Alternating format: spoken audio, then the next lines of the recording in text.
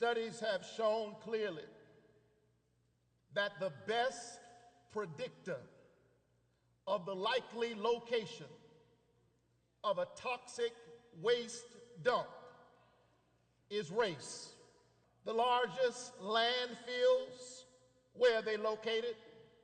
They tend to be located in forgotten, poor places like Sumter County, Alabama, where 70% of the residents are black and almost all of them are poor. Environmental racism. Where are the landfills located? They're located in our inner cities that have become, across the years, chocolate cities. And we've got to learn how to stand up and expand our vision about justice. We got to learn to say to folk that if it's not good enough for the suburbs, it's not good enough for the city. Don't you know that when rich people and rich nations stand up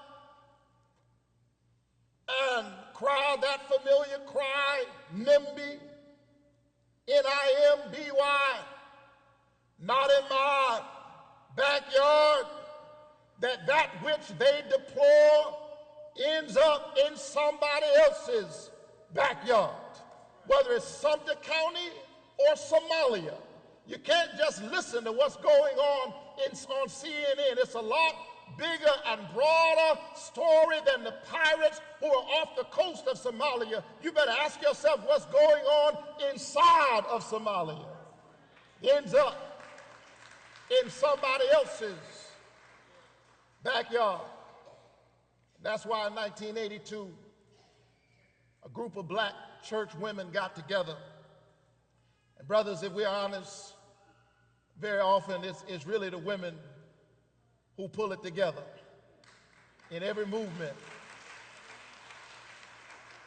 We don't get very far without the women. We know the leaders of the civil rights movement, but you better read a book called The Civil Rights Movement and the Women Who Started It. It is that case with all of our movements. Our women are right there. And in 1982, a group of black church women in Warren County, North Carolina, decided to lay their very bodies down in front of dump trucks that were carrying soil contaminated with PCBs into their community.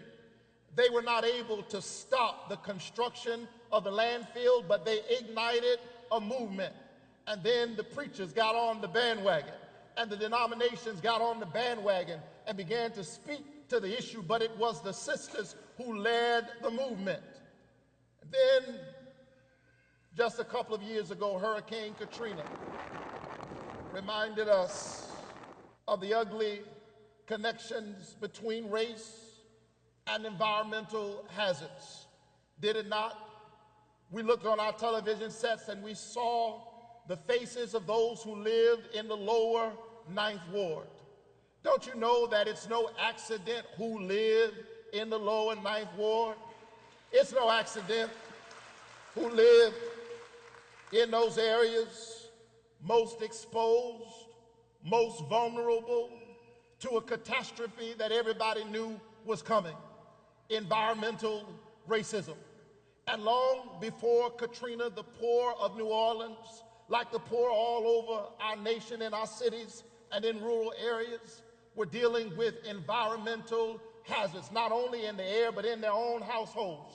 In the city of New Orleans, in some neighborhoods, 67% of the children in the neighborhood were victims of lead poisoning.